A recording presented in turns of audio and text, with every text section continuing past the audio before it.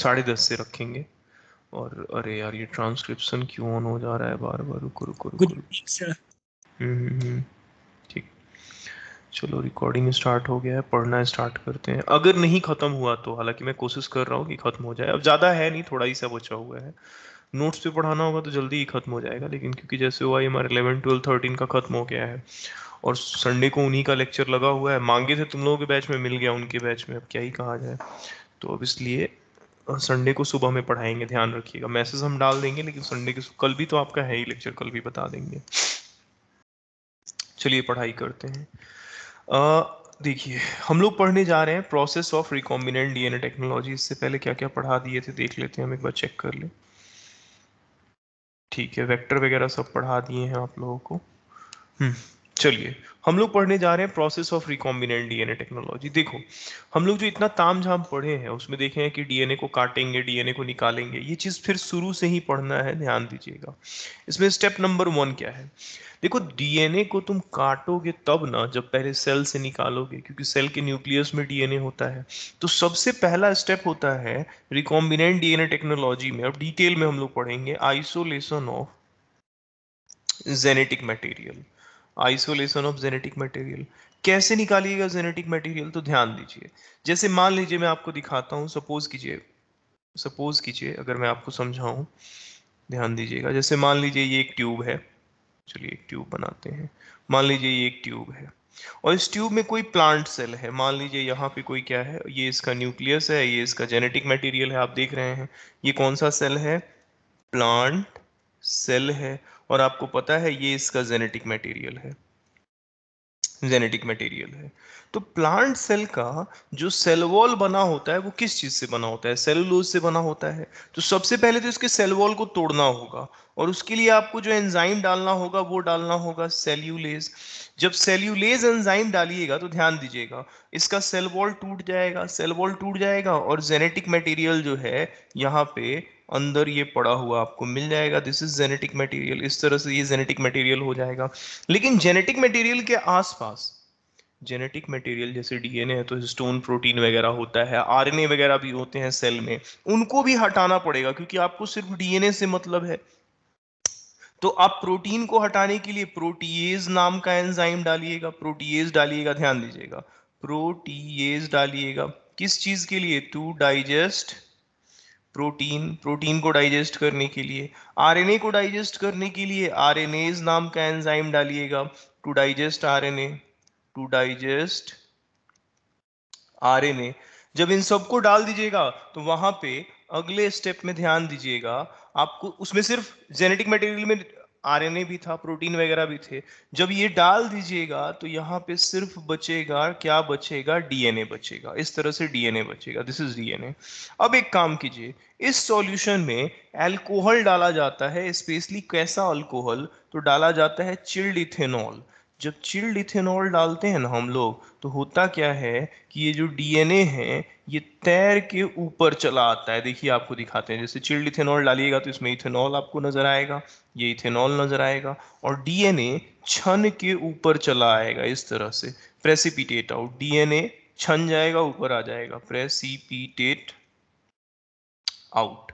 ये DNA precipitate होके बाहर निकल गया। अब इसको कैसे निकालेंगे? तो डीएनए को निकालने के लिए, जैसे बचपन में आप लोग देखे होंगे टेप रिकॉर्डर जो आता था उसमें कैसेट होता था, उसमें रील होता था जिसको लपेटा जाता था। जो मांझा होता है, जो पतंग उड़ाते हैं तो उसमें जो मांझा होता है उसको आप लोग लपेटते हैं तो धागा जो है उसमें नीचे चला आता है। अब इस डीएनए को निकालने के लिए क्या किया? जैसे मान लीजिए एक चम्मच है या लकड़ी ही है, डीएनए ऊपर तैर रहा है, धागा जैसा है, हम उस लकड़ी को डालेंगे और ऐसे ऐसे लकड़ी को घुमाएंगे, घुमाएंगे तो वो डीएनए उसमें लपेटते जाएगा, लिपटते जाएगा। तो यहाँ पे एक खास टेक्निक की मदद से इसमें स्पूलिंग में ऐसे लपेटते हैं हम लोग इसको। इस टेक्निक को कहते हैं स्पूलिंग।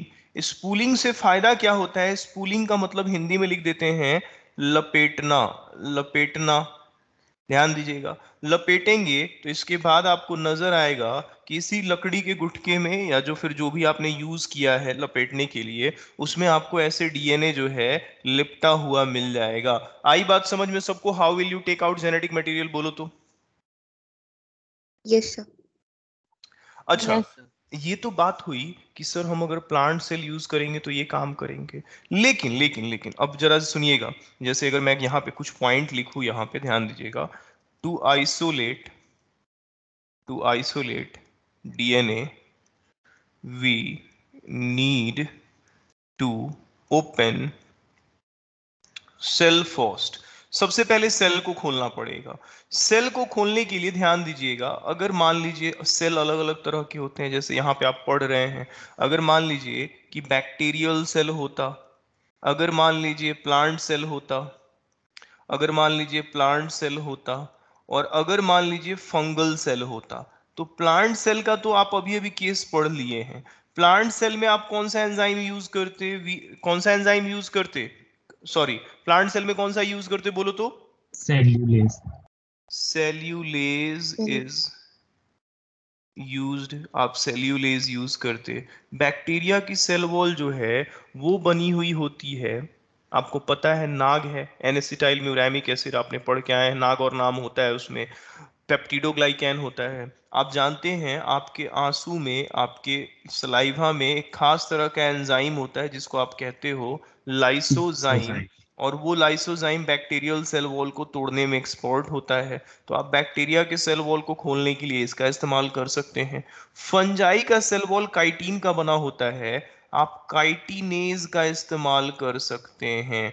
Chitinase is used. और उसके बाद का ये सारा प्रोसेस जो आपके स्क्रीन पे नजर आ रहा है, ये बिल्कुल सेम रहेगा, इसमें कुछ भी अलग नहीं रहेगा। इसको हल्का सा नीचे शिफ्ट कर देते हैं ताकि आपको बात जो है क्लियर से पता चलते रहे। सबको स्टेप नंबर 1 समझ में आया? बोलिए।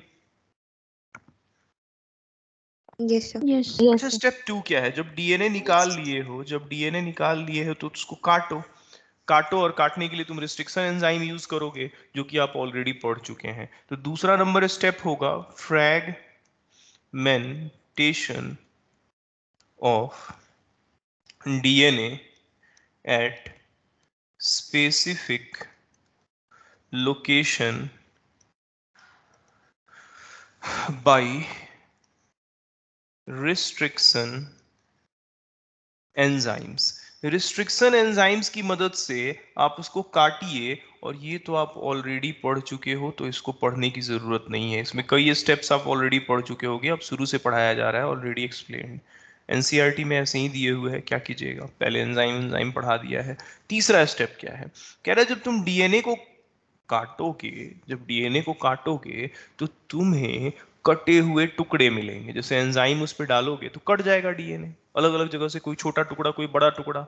जैसे प्लाज्मिड में ही तुम EcoR1 डालोगे तो कट जाएगा, छोटा सा एक टुकड़ा निकलेगा, एक बड़ा सा टुकड़ा निकलेगा। अभी इसको सेपरेट करने के लिए ये थर्ड स्टेप डिटेल में हम लोग पढ़ेंगे, separation and isolation of DNA fragment. अब जो हम लिखेंगे वो ध्यान से देखिएगा, उसको फिगर पे समझाएंगे, उसको फिगर पे समझाएंगे, आप सुनते रहिएगा।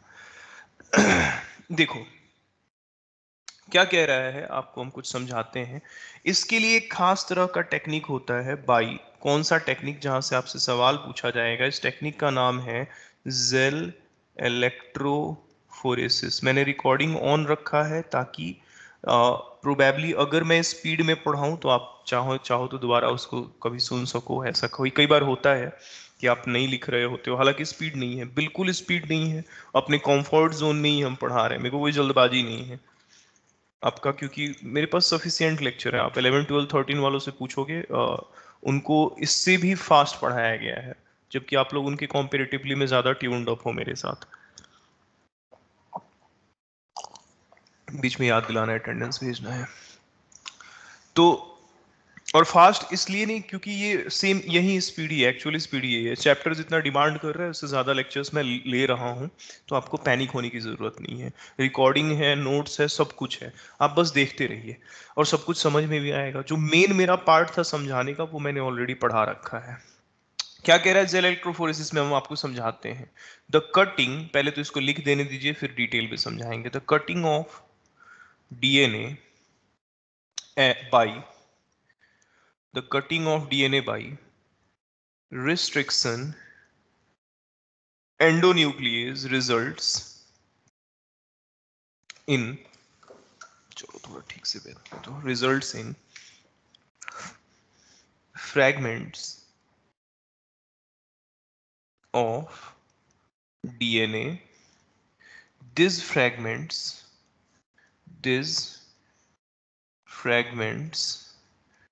can be separated by a technique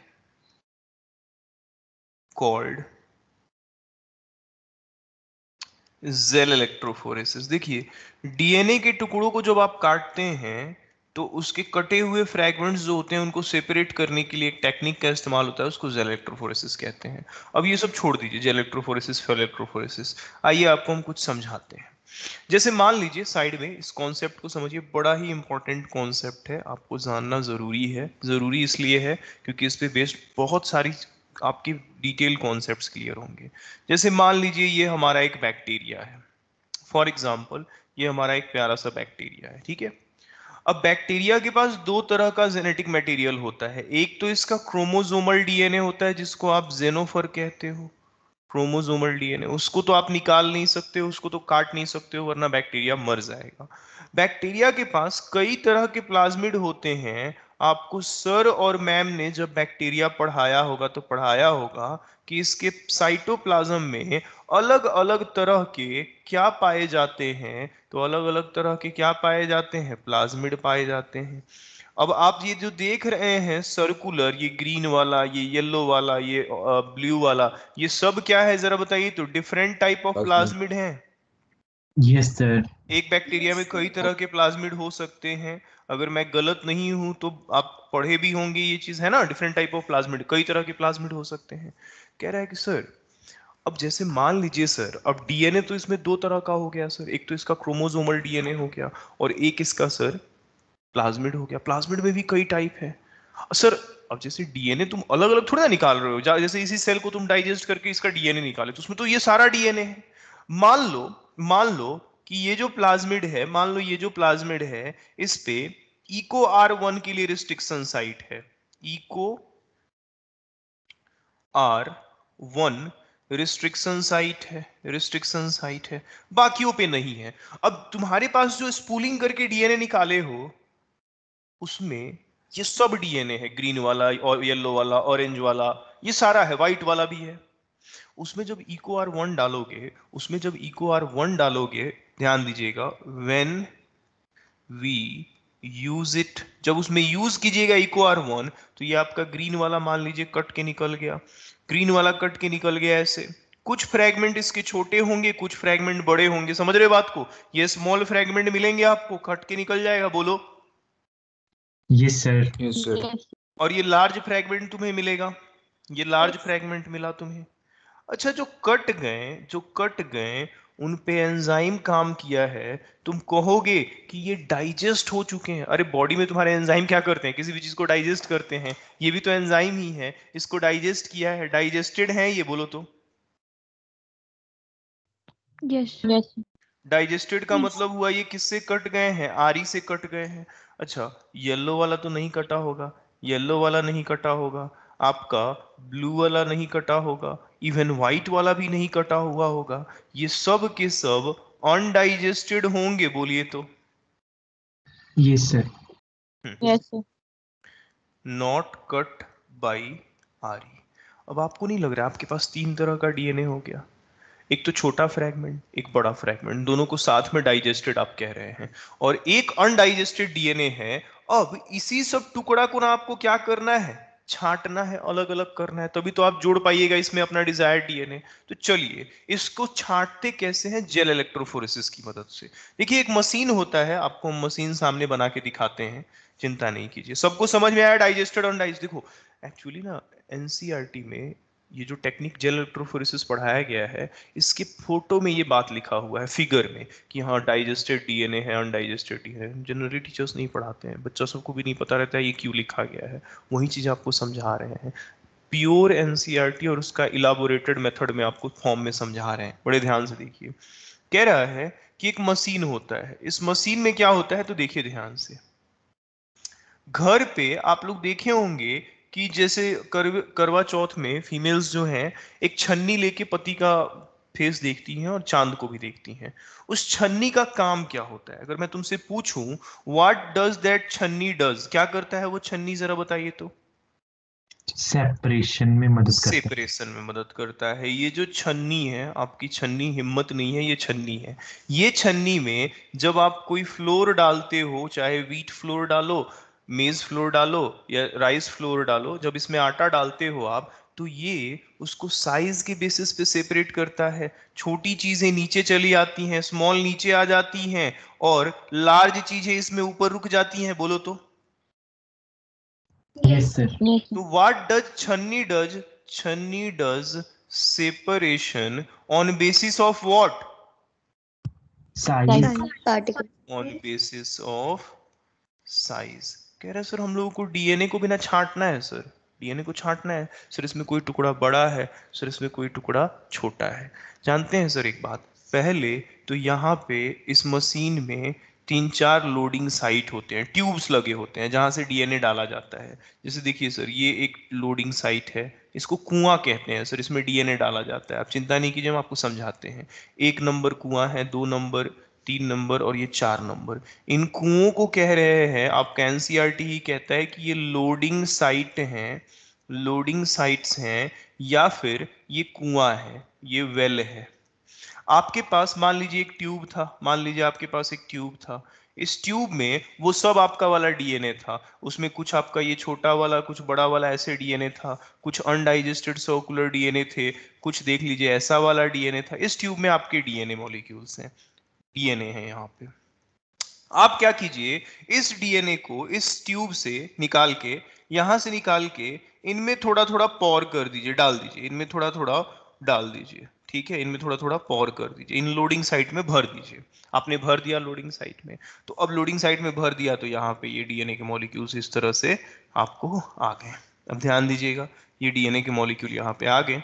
अच्छा सुनिए मेरी बात को। कह रहा है कि सर इसके बाद क्या होगा? कह रहा है, बहुत ध्यान से समझिए, ये जो मशीन है इसमें एक तरफ होता है एनोड, एनोड बोले तो पॉजिटिव, और एक तरफ होता है कैथोड, कैथोड बोले तो निगेटिव। Negative. कह रहा है सर इससे क्या होगा? कह रहा है तुम्हारा डीएनए निगेटिवली चार्ज्ड होता है। कैसा होता है बोलो तो? Negative. Negatively charged. Negatively charged. जानते हो, इस मशीन के ये जो कुआं सब है, इसमें डीएनए भर दिया गया है, और डीएनए है तुम्हारा निगेटिवली चार्ज। पढ़ाया गया होगा तुमको मॉलिक्यूलर बायोलॉजी में, सर मैम जिन्होंने भी पढ़ाया होगा, पढ़ाया होगा, हमने भी आपको डीएनए में पढ़ाया है। जब भर के इलेक्ट्रिक फील्ड जनरेट किया जाता है तो निगेटिव है डीएनए। इलेक्ट्रिक फील्ड में एक तरफ एनोड लगा हुआ है, पॉजिटिव की तरफ भागना शुरू करता है, तेजी से भागना शुरू करता है, अट्रैक्ट होता है, ऑब्वियस सी बात है। कह रहा है सर इससे क्या होगा? कह रहा है अब बीच में जानते हैं क्या किया जाता है? बीच में छन्नी इफेक्ट क्रिएट करने के लिए एक खास तरह का जेल डाला जाता है जिसका नाम है एगरोज जेल। यही एगरोज जेल एक छन्नी इफेक्ट क्रिएट करता है, और उस छन्नी इफेक्ट को ही हम लोग आम बोलचाल की भाषा में नहीं, साइंस की भाषा में कहते हैं सीविंग इफेक्ट। सीविंग इफेक्ट ही है सीविंग। छन्नी क्या है? एक सीवर है, ये साइज के बेसिस पे चीजों को छांटता है।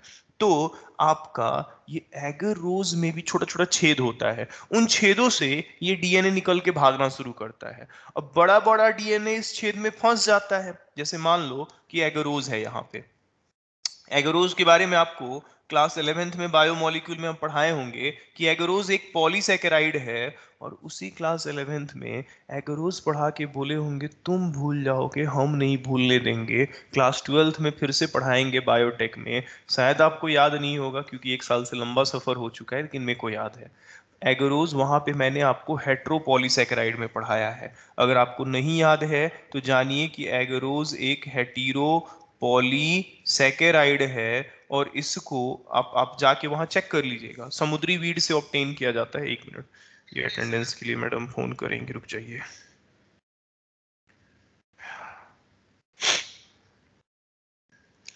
अच्छा, इस चलो पढ़ ही लो, इसमें थोड़ा सा पढ़ ही लो, इसमें छोटे छोटे छेद होते हैं एगरोज में। अब ऐसा नहीं होता है, बस जानिए कि इसमें छोटा छोटा छेद होता है।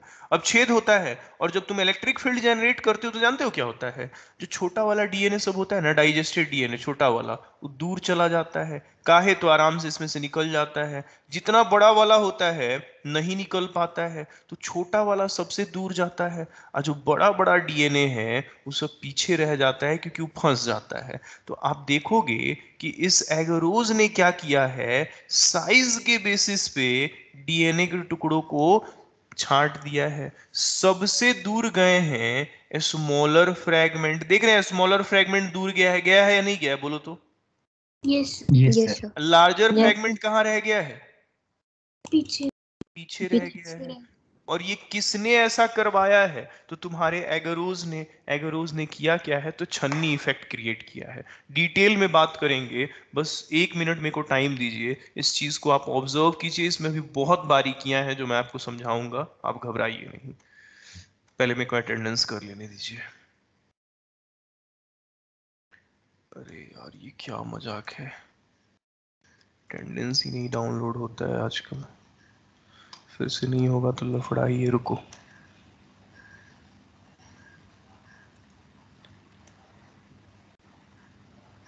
आज 29 तारीख है। यस सर ठीक है। yes, sir. अरे यार हटो इधर, रुको।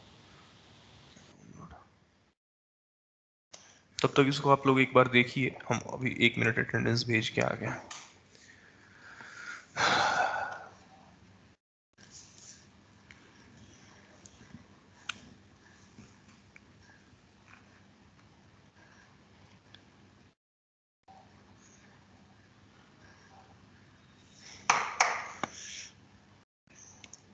केमिस्ट्री का सिलेबस खत्म हो गया तुम लोग का? Sir, 4 chapters. No. कितने? No, 4 sir. चैप्टर बाकी हैं? Yes, sir. यस अच्छा अच्छा, तो लेक्चर तो उसके भर भर के आ रहे होंगे केमिस्ट्री का। Sir, वो छोटे ही chapter.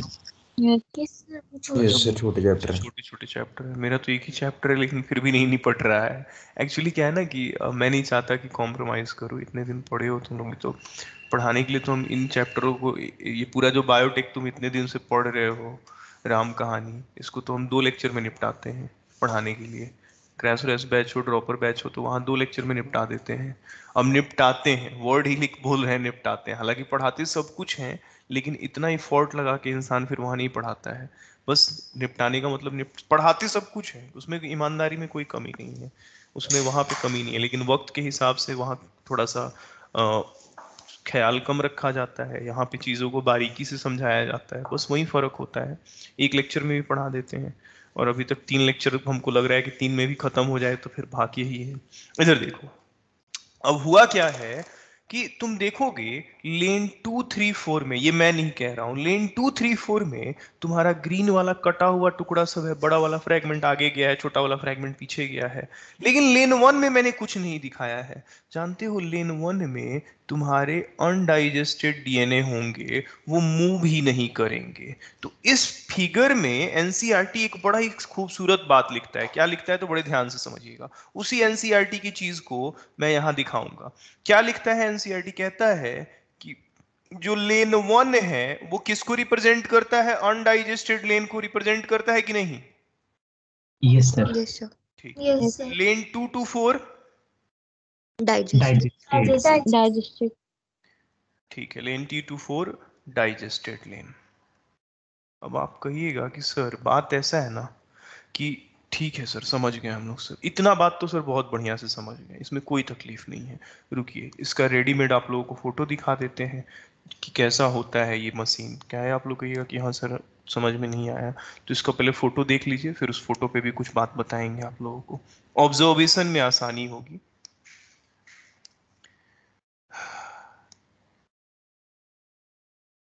बस इस फोटो को देखिएगा, इसकी थ्योरी को नहीं पढ़िएगा। आप देख रहे हैं, फोटो दिख रहा है आप लोगों को? देखिए देखिए, आप देखेंगे कि यहाँ पे लिखा हुआ है mixture of DNA molecules of different size, दिखाई दे रहा है, और इन सब को इन कुओं में डाला गया है, वेल में डाला गया है। देख रहे हैं, ये वेल्स हैं, ये कुएं हैं, ये वेल में डाला गया, देख रहे हैं, पुट किया गया है। एक तरफ कैथोड है, एक तरफ एनोड है, बीच में पावर सोर्स है, इलेक्ट्रिक फील्ड जनरेट किया जाएगा, और बीच में जेल है। कौन सा जेल है बोलो तो? एगरोजेल है, ठीक, एगरोजेल है। और जब इस मशीन को शुरू करोगे तो देखो इस तरह का तुमको मॉलिक्यूल सब दिखाई देगा। नीचे फोटो देखो, यहाँ पे तुमको ऐसा मॉलिक्यूल सब दिखाई देगा। इसमें जो सबसे छोटे बैंड्स होंगे वो सबसे दूर गए होंगे, और जो पीछे होंगे वो बड़े बड़े बैंड्स होंगे। तो ये इसका इसका जो आप कह लीजिए कि लाइव वर्जन है, जो आप ऑब्जर्व करना चाहते हैं, बस आपको लगे कि हाँ ऐसा कुछ होता है। आप प्रैक्टिकली इसको ऑब्जर्व कर पा रहे हो? बोलो। बोलो बोलो। यस। ठीक है, अब वापस अपने फोटो पे आते हैं। फोटो में थोड़ा सा चेंज करेंगे। चेंज इसलिए करेंगे क्योंकि यहाँ पे जो मैंने डीएनए दिखाया है वो डीएनए के फॉर्म में दिखा दिया है। एक्चुअली ये बैंड के फॉर्म में नजर आते हैं। मैंने ऐसा इसलिए बनाया ताकि तुमको समझ में आ जाए। यहाँ पे ये इस तरह नजर आते हैं। जो बड़े बड़े फ्रैगमेंट होते हैं वो इस तरह से बड़े बड़े बैंड्स के फॉर्म में पीछे की तरफ नजर आते हैं। जितना आगे जाओगे उतने छोटे छोटे फ्रैगमेंट, उतने छोटे छोटे बैंड नजर आते हैं। और आगे जाओगे और कम, ध्यान दीजिएगा इस तरह से। और सबसे आगे तो सबसे पतले बैंड नजर आते हैं इस तरह से। और ये जो सबसे आखिरी लेन है, यहाँ पे आपका कैसा लेन है? तो ये लेन है अनडाइजेस्टेड लेन। क्लियर है ये बात? बोलिए तो। Yes sir. अब जितना बात हम बोले हैं उसको लिखते हैं, आप देखते चलिएगा, देखते चलिएगा, ठीक है। आपसे कोई पूछे कि जेल इलेक्ट्रोफोरेसिस में, अच्छा यहाँ डीएनए के बैंड्स होते हैं, ये डीएनए बैंड्स होते हैं, डीएनए के हमें पट्टियां नजर आती हैं। चलिए मैं इसको लिखता हूँ, लैंग्वेज लिखता हूँ, आप पढ़ सुनते रहिएगा, सुन के आपको अच्छा लगेगा। यहाँ देखिएगा, ये सब एनसीईआरटी के लाइंस होंगे। ऑलरेडी मेडिकल एग्जाम में, काफी सारे मेडिकल एग्जाम में ये लाइंस हिट हो चुके हैं, फ्रीक्वेंटली हिट हुए हैं। बिना कॉमा चेंज किए हुए एज सच एनसीईआरटी के लाइंस को मैं लिखूंगा, क्योंकि वही आता है। Since DNA fragments are negatively charged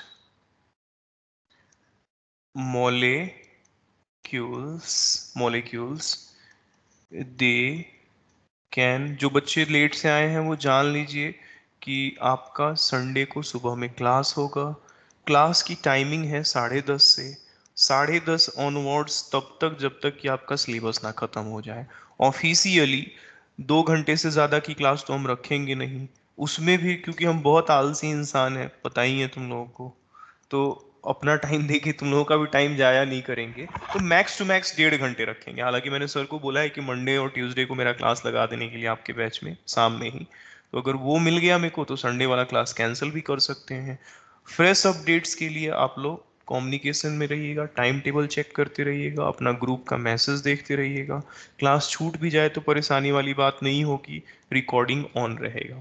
नहीं तो बोलेगा तो अकेले ही बैठ के पढ़ा देंगे रिकॉर्डिंग में फिर सुबह सुबह तुम लोग नहीं आना, हालांकि आ जाना, लेकिन ठीक रहेगा आ जाओगे तो। ऐसे तो रिकॉर्डिंग का लिंक ही भेज देंगे, पूरा रिकॉर्डिंग। अरे यार ये तो ध्यान ही नहीं आया मेरे पास, तो रिकॉर्डिंग है वो हमारे 11 12 13 का, उसका लिंक भी भेज देंगे, उसको भी तुम लोग एक्सेस कर सकते हो, पूरे चैप्टर का ही लिंक पड़ा हुआ है। लेकिन फिर मज़ा नहीं आएगा ना, बात तो वही है ना। तो वो भी है, लेकिन फिर तुम लोग पढ़ोगे भी नहीं बिना लाइव पढ़ाए हुए। तो संडे की सुबह में क्लास रहेगी, क्लास अटेंड कर लीजिएगा। इधर देखिए मैंने क्या लिखा है कि डीएनए के फ्रैगमेंट्स निगेटिवली चार्ज मॉलिक्यूल्स होते हैं, कॉम्प्रोमाइज नहीं होगा, जैसे पढ़ते हैं एज सच पढ़ेंगे। अगला चैप्टर 2 लेक्चर का है, 2 लेक्चर का है, 3 घंटे से ज्यादा का नहीं है। 2 घंटे 2 लेक्चर का भी नहीं है क्योंकि अभी रिसेंटली पढ़ाए हैं, 2.5 घंटे का है वो, और ये चैप्टर खत्म हो चुका है, थोड़ा सा बाकी है, अभी ही हो जाएगा। डीएनए के फ्रैगमेंट्स निगेटिवली चार्ज मॉलिक्यूल है, तुम उनको सेपरेट कर सकते हो फोर्स करके।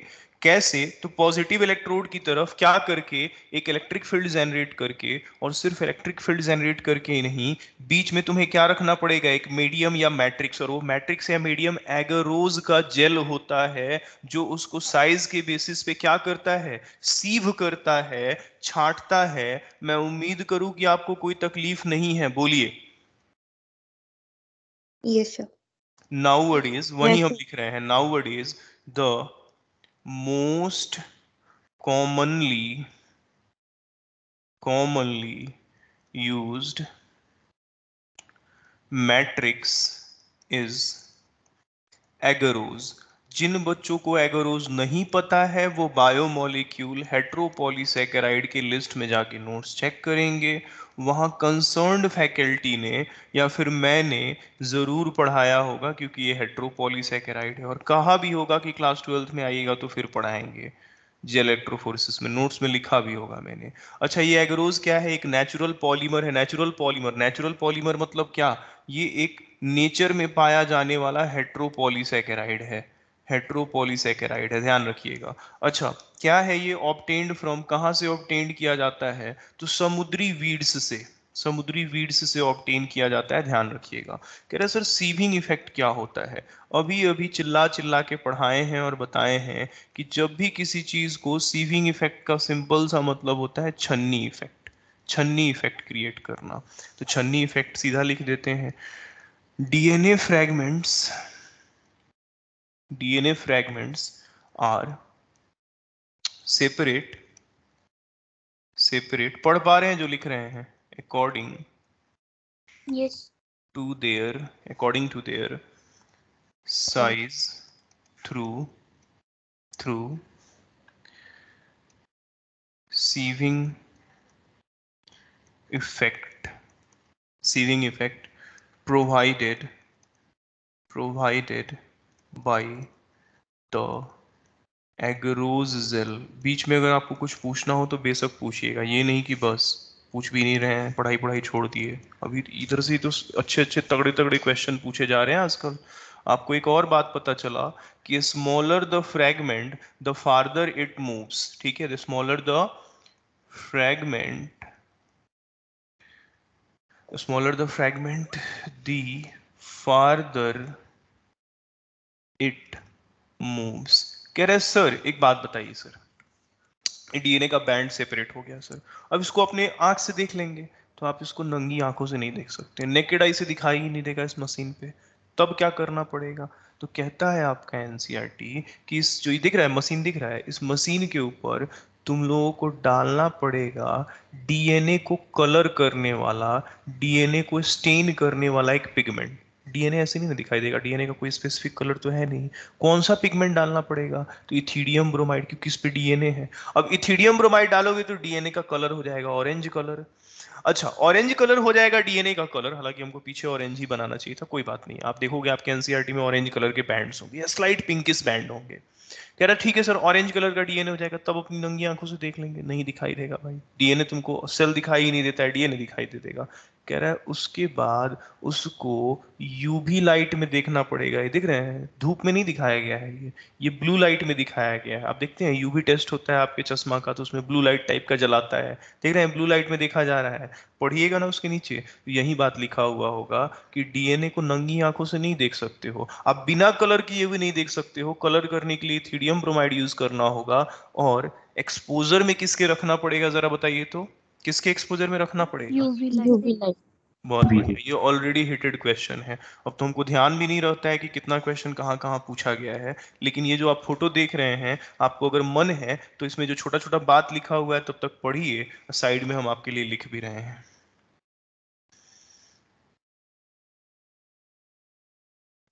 The separated DNA fragments can be visualized, can be visualized only after staining the, only after staining the DNA with DNA को। अच्छा, ये क्वेश्चन देखो घुमा के भी पूछा जाएगा, पता ही नहीं चलेगा कि इलेक्ट्रोफोरेसिस का क्वेश्चन है। पूछिएगा बताओ डीएनए को स्टेन करने के लिए किस पिगमेंट का यूज करते हैं? तो कौन से पिगमेंट का यूज करते हैं? Ethedium bromide. हाँ, तो बस ऐसे भी क्वेश्चन पूछा जा सकता है, लगेगा ही नहीं कि भाई ये इधर से क्वेश्चन पूछा गया है, क्योंकि एनसीईआरटी पढ़ा दिया कि भाई इथीडियम ब्रोमाइड यूज करते हैं। तो ये भी सवाल पूछ सकता है, या ये पूछेगा कि बताओ जेनेटिक मटेरियल को कलर करने के लिए, ह्यूमन जेनेटिक मटेरियल को स्टेन करने के लिए या देखने के लिए माइक्रोस्कोप के अंदर किस स्टेन का आप यूज कीजिएगा। तो क्वेश्चन की लेवल को अपने हिसाब से वो ट्विस्ट कर सकता है, बस आपको अपना कॉमन सेंस बनाए रखना है। और आपको कौन से एनसीईआरटी के हिसाब से किस कलर के बैंड्स नजर आएंगे? ऑरेंज कलर के, ठीक है? और ठीक Yes.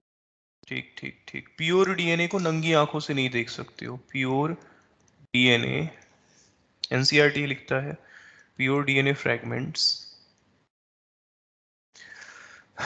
Can not be visualized without staining। ठीक कह रहे सर, ठीक है सर। अब यहाँ पे हमें क्या देखने को मिलेगा वो भी मैं लिख देता हूँ। ब्राइट, यहाँ पे पिंक लिखा होगा, फ्लोरेसेंस पिंक लिखा होगा, कोई बात नहीं है। ब्राइट पिंक, चमकदार पिंक, ऑरेंज, यो सॉरी पिंक मैंने लिख दिया, orange.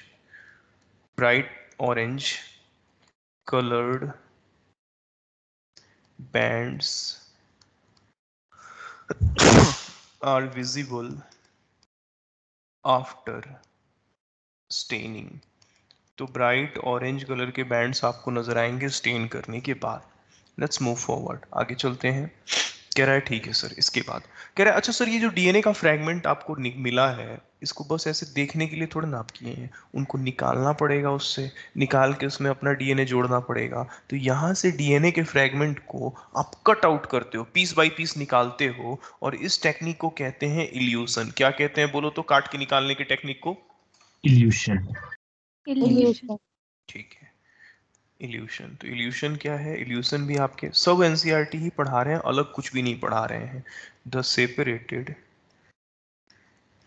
Separated band of DNA are cut out from agarose gel and extracted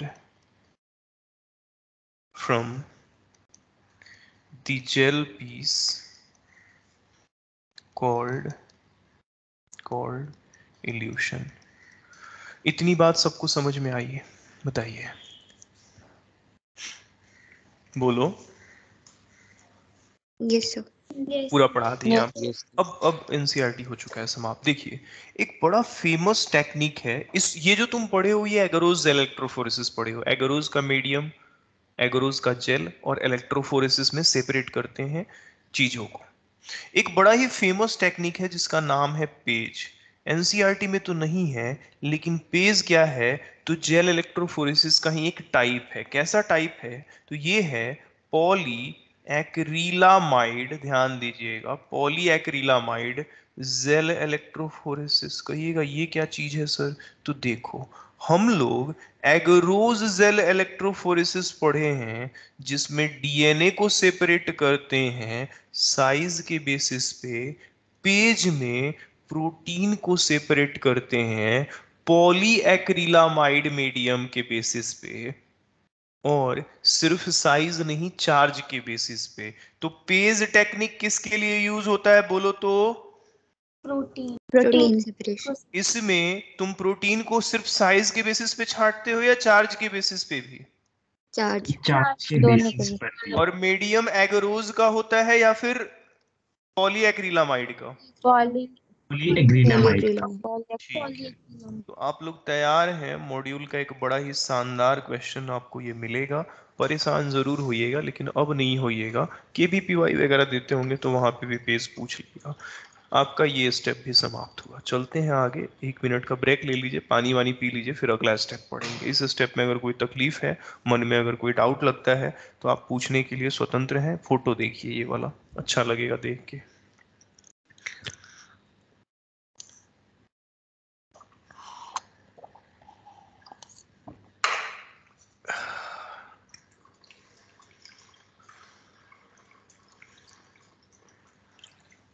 Shri charge की बेसिस पे कैसे सेपरेट करेगा? नहीं नहीं मतलब नहीं कब नहीं, हर्ष नहीं करेगा? पढ़ना है, बस जानना है कि एगरोज इलेक्ट्रोफोरेसिस डीएनए, तुम्हारा काम जो है ना एगरोज पे ही खत्म हो जाएगा, ठीक है?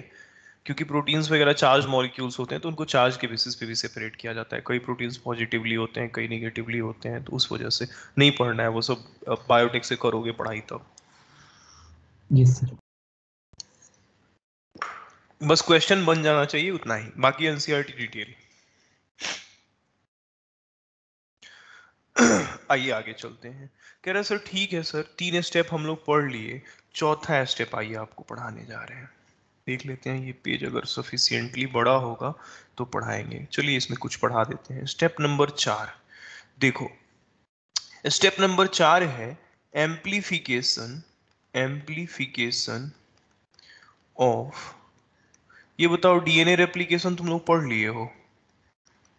Yes Yes, sir. यस ठीक यस है, सर। बॉटनी में पढ़ ना लियो, थोड़ा बहुत तो कहानी वगैरह वगैरह याद ही होगा। Yes, चलो sir. अब तुम लोग का फिर से Yes. रेप्लिकेशन टेस्ट होगा। कह रहा है क्या है सर? अगला स्टेप है amplification of gene of interest using PCR. पहले तो भाई ये पीसीआर किस चिड़िया का नाम है सर, ये बताइए। देखिए पीसीआर है, अभी सुनिए 2 मिनट में आप इसके खिलाड़ी बन जाइएगा। Polymerase chain reaction. नहीं समझ में आया? आप जैसे आपको नहीं समझ में आया वैसे हमको भी नहीं समझ में आया। दिया था, डिस्कवर किया था कैरी मोलेस साहब ने। पिछले साल इनकी डेथ हो गई कोरोना के टाइम में, शुरुआती दिनों में ही। इनको आप नोबेल प्राइज में मिला हुआ था कैरी मोलेस साहब को इसी काम के लिए। क्या है सुनो, मान लो तुम्हारे पास एक बहुत, जैसे मान लो कि तुम इधर क्लास में पढ़ाई कर रहे हो, मेरा नोट्स है तुम्हारे पास, तुम्हारा दोस्त बोला भाई हमको भी नोट्स दे दो अपने आकाश इंस्टीट्यूट का, नहीं पढ़ रहा है। तुम बोले ले जाओ भाई मेरे नोट्स का फोटोकॉपी करा लो, वो भी फोटोकॉपी करा लिया, कोई वो अपने दोस्त को बांटा। मतलब आपके पास एक पन्ना था, एक पेज था, आपके क्या किया आपने, उसको एक फोटोकॉपी मशीन में डाला, फोटोकॉपी मशीन में डाला, और उसी पन्ने की कई सारी आपने क्या बनवा ली, कॉपीज बनवा ली। आपको पता है पीसीआर कुछ और नहीं है, PCR is a photocopy machine. और यहाँ पे आप किसी पेज की नहीं, आप डिजायर्ड जीन्स की फोटोकॉपी कराते हैं। कुछ क्या समझे आप जरा बताइए तो, पीसीआर क्या है? Replication of desired gene. PCR एक फोटोकॉपी का मशीन है जिसमें आप डिजायर्ड जीन डालते हैं और उसकी बहुत सारी क्या तैयार कर लेते हैं, कॉपी। अच्छा जीन मतलब डीएनए, जीन मतलब डीएनए, और डीएनए का फोटोकॉपी करना मतलब डीएनए का क्या करवाना होगा बोलो तो? क्लोनिंग। रेप्लिकेशन। अरे एक डीएनए से बिल्कुल वैसा ही डीएनए बनाना रेप्लिकेशन ही तो होता है। इस यस मशीन में रेप्लिकेशन होता है। सेल के अंदर होता तो कहते नेचुरल रेप्लिकेशन है, मशीन में करवाओगे तो कहोगे आर्टिफिशियल रेप्लिकेशन है। ये पीसीआर आपके डिजायर्ड जीन की आर्टिफिशियल रेप्लिकेशन करता है। एम्प्लीफिकेशन का मतलब तुम जानते हो, किसी चीज को बढ़ा चढ़ा के पेश करना। छोटा सा एक जीन था, उसकी कई कॉपीज बना दोगे तो ये एम्प्लीफिकेशन ही तो है। मशीन की खासियत ये है कि अगर, जानते हो हालांकि तुम लोग 90s किड नहीं हो, पता नहीं तुम लोग तो 2004 वाले हो, कब जन्म हुआ है तुम लोग का? यस 4. ठीक है। अच्छा तुम लोग के जन्म से ही तुम लोगों को मतलब फोटोकॉपी मशीन का मिल गया था, या फिर उससे पहले वाले जमाने में कुछ देखे भी हो तुम लोग? कार्बन का Sorry. नाम सुने हो? Carbon copy yes sir yes sir. जानते हो पहले कैसे पढ़ाई होता था, बताते हैं। जैसे होता क्या था ना कि कॉलेज वॉलेज में जाओगे ना, पहले की बात बता रहे हैं, 90s के टाइम की बात बता रहे हैं, हालांकि तब हम भी छोटे थे, इतने भी बड़े नहीं थे, लेकिन क्योंकि मैंने देखा है ये चीज़, खुद भी मैंने किया है। जैसे मान लो कि टीचर कोई चीज़ पढ़ा रहा है, टीचर पढ़ा रहा है, अब क्लास में 10 बच्चा है, सब या तो लिखेगा, तो टीचर क्या करता था ना, जैसे होता था कि मान लीजिए कि एक पेज होता था, टीचर उस पर लिखता था, नीचे कार्बन कॉपी लगाई जाती थी, फिर उसके नीचे एक पेज होता था, फिर उसके नीचे कार्बन कॉपी होती थी, फिर उसके एक नीचे पेज होता था।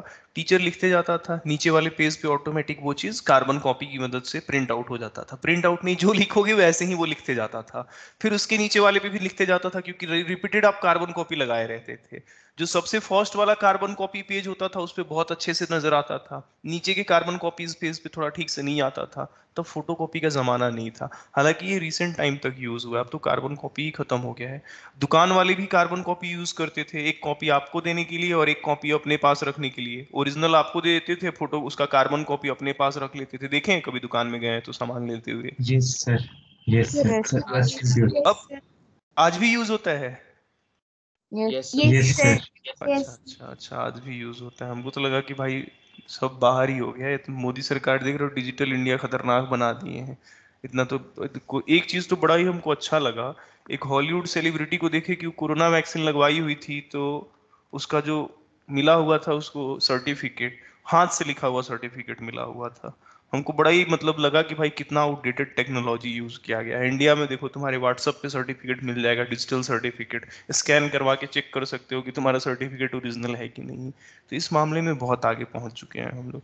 सुनिए, पीसीआर पे बात कर रहे थे। पीसीआर क्या करता है, आपके डिजायर्ड जीन को जो कि छोटे कॉपी में है, एक कॉपी में है, उसकी कई कॉपीज बनाता है। कई मतलब 2 4 10 हजार नहीं, बिलियन कॉपीज बनाने की क्षमता रखता है। वो भी कई दिनों में नहीं, सिर्फ चंद मिनटों में और चंद घंटों में। पहले पढ़िए, ये लाइन समझ में आ जाएगा तो डिटेल में पढ़ाएंगे। प्रोडक्शन है ये, PRODN का मतलब प्रोडक्शन है।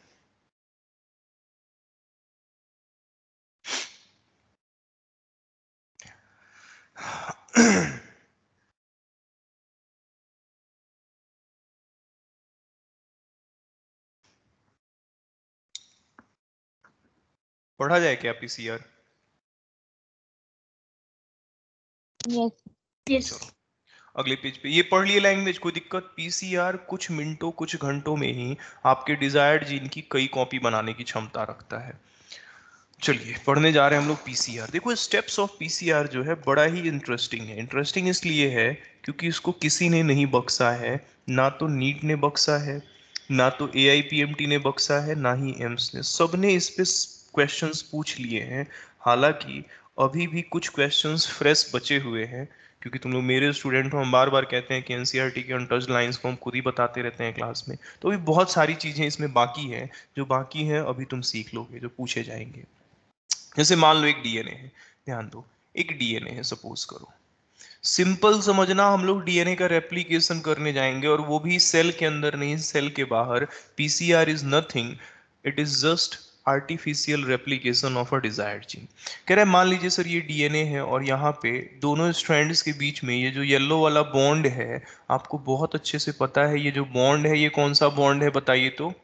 Hydrogen bond. अच्छा, मान लीजिए इस डीएनए पे इतनी दूर हमारा डिजायर्ड जीन है, इतनी दूर हमारा डिजायर्ड जीन है।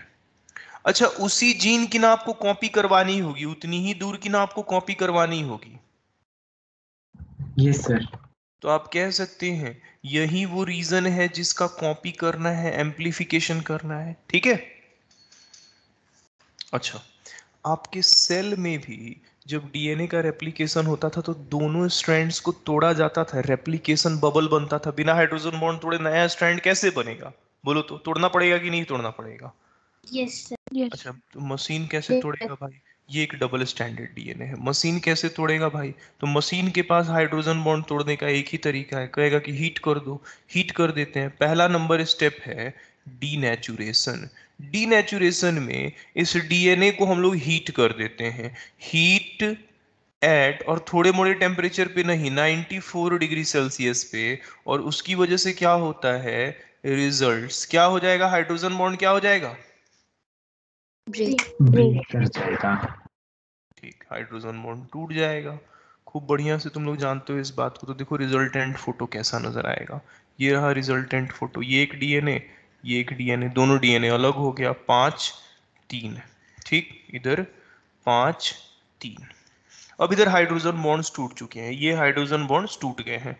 अब मैं दिखा ही रहा हूं कि हाइड्रोजन बॉन्ड टूट गए हैं। कह रहा है सर अब दोनों स्ट्रैंड जब अलग हो गए ना सर, तो एक काम कीजिए, इस पे नया स्ट्रैंड बनवा दीजिए। तो नया स्ट्रैंड सिंथेसिस करने का काम करता है डीएनए पॉलीमरेज एंजाइम। अब कहिएगा सर डीएनए पॉलीमरेज एंजाइम डालिए, बना देगा। लेकिन डीएनए पॉलीमरेज कहता है कि नहीं, हम तभी काम करेंगे जब छोटा सा डबल स्टैंडर्ड डीएनए हमको बना के दोगे।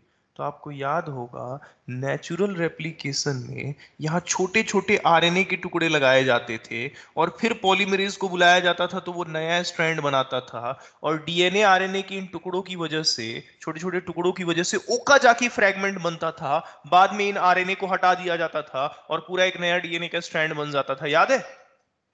Yes, sir. हम्म, ठीक है।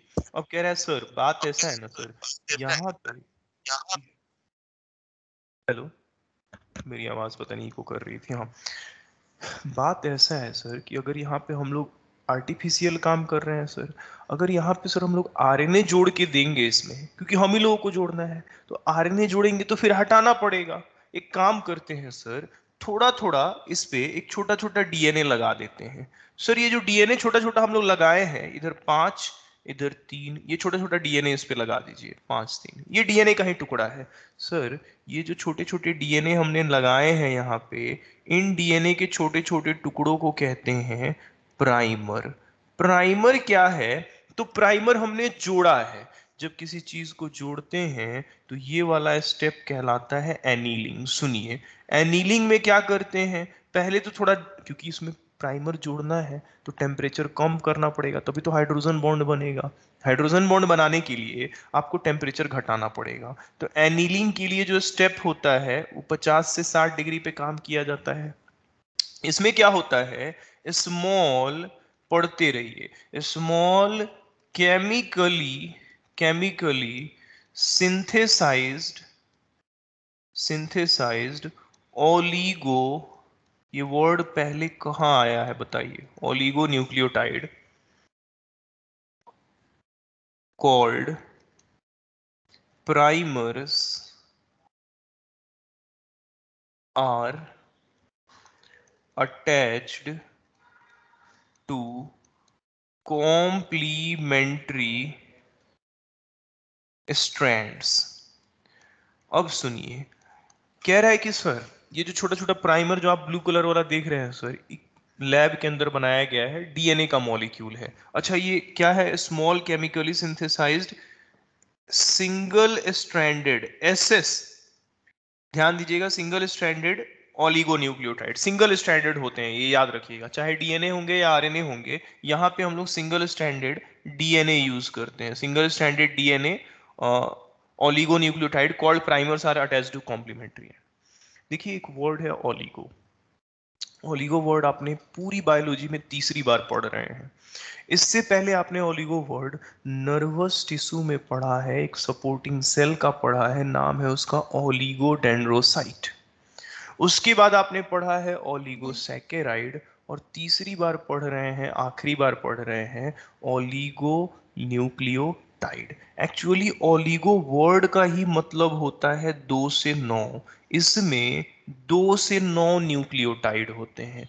जब आपने पहली बार ओलिगोडेंड्रोसाइट पढ़ा था, उसका मतलब ओलिगो मतलब 2 से 9, डेंड्रो मतलब डेंड्राइट, और साइट मतलब सेल। कोई ऐसा सेल, जैसे मान लीजिए ये सेल है और इसके पास इस तरह ऑक्टोपस जैसे 7-8 हाथ पैर हैं, तो इसको तुम कहोगे कि सर इसके पास खूब सारा डेंड्राइटिक एक्सटेंशन है, यही सेल कहलाएगा ओलिगोडेंड्रोसाइट। ओलिगोसैकेराइड मतलब क्या होता है, ओलिगो मतलब 2 से 9, सैकेराइड मतलब कार्बोहाइड्रेट। मैं उम्मीद करूं कि तीसरी और आखिरी बात ओलिगो न्यूक्लियोटाइड का मतलब आप समझ चुके हैं। बोलिए। बेशक एम्स होता तो जरूर इस पे हिट करता कि बताइए ओलिगो न्यूक्लियोटाइड में कितने न्यूक्लियोटाइड होते हैं, तो 2 से 9। क्या है, केमिकली सिंथेसाइज्ड है। कैसा होता है, सिंगल स्टैंडर्ड या double standard, single standard NCERT से, यहाँ पे हम लोग डीएनए मॉलिक्यूल को यूज करेंगे। अब कह रहा है कि सर ठीक है सर, प्राइमर तो जोड़ दिए सर, डबल स्टैंडर्ड हो गया दोनों स्ट्रैंड, सर बुलाइए ना डीएनए पॉलीमरेज को, वही तो नया स्ट्रैंड बना के देगा। बुलाया जाए डीएनए पॉलीमरेज को, बुला देते हैं डीएनए पॉलीमरेज को। तीसरे नंबर स्टेप में आप क्या कीजिएगा, ऐड डीएनए पॉलीमरेज। अच्छा डीएनए पॉलीमरेज किस चीज को जोड़ता है, न्यूक्लियोटाइड को ही ना जोड़ता है, बोलिए तो। यस सर, दोनों। साथ साथ क्या दीजिएगा, डीऑक्सी न्यूक्लियोटाइड दीजिएगा, तभी ना उसको जोड़ेगा वो। चलिए, अब जब दे दीजिएगा तो देखिए इसके बाद अगला स्टेप क्या होगा, ये वाला स्ट्रैंड, ये वाला स्ट्रैंड, ठीक है, 5 3 5 3, इस पे छोटा सा प्राइमर था, इस पे भी छोटा सा प्राइमर था। आपका डीएनए पॉलीमरेज आया, उसने इस स्ट्रैंड को कंप्लीट किया, इस स्ट्रैंड को भी कंप्लीट किया। अब जब कंप्लीट हो गया तो ये 3 ये 5 ये 3 ये 5 हो गया। अब तुम देखो, ये एक कॉपी, ये फर्स्ट कॉपी हो गया, और उसी डीएनए का ये सेकंड कॉपी है, उसी डीएनए का ये दूसरा कॉपी है, तुम देख रहे हो एक साइकिल के बाद 2 कॉपी मिले हैं, और जानते हो इसमें डीएनए के दोनों स्ट्रैंड्स को पूरा किया गया है। इस स्टेप को कहते हैं एक्सटेंशन, खींच के इनको लंबा किया गया है। तो आप देख रहे हैं एक साइकिल के बाद आपको डीएनए की ओरिजिनल पीस की 2 कॉपी मिल गई है मशीन में। बोलो तो। Yes sir. Yes sir. कह रहे जानते हैं एक बात, आपका एनसीईआरटी बड़ा ही खूबसूरत लाइन लिखता है, क्वेश्चन तो ऑलरेडी हिट हो चुका है, क्या कीजिएगा? शायद नहीं हुआ होगा तो पूछ लिया जाएगा। कह रहा है अगर इस मशीन में इस तरह से 30 बार कीजिएगा, 30 साइकिल चलाइएगा, तो थोड़ा मोड़ा साइकिल आपको नंबर नहीं मिलेगा, आपको 1 बिलियन कॉपीज मिलेंगे। 1 बिलियन का मतलब आप समझ सकते हैं, कुछ अनइमेजिनेबल सा फिगर है। और 1 बिलियन कॉपी सिर्फ 30 साइकिल के बाद मिलेंगे, तो ये एम्पलीफाइड ही तो हुआ, बहुत बड़े लेवल पे ही तो प्रोडक्शन हुआ। हुआ या नहीं हुआ? बोलो तो। Yes sir. अब इसमें क्या किए हम? कुछ किए थोड़ी ना है। पूछोगे एम्स क्या पूछा था? पूछा था बताइए करेक्ट सीक्वेंस, और नीट 2 बार।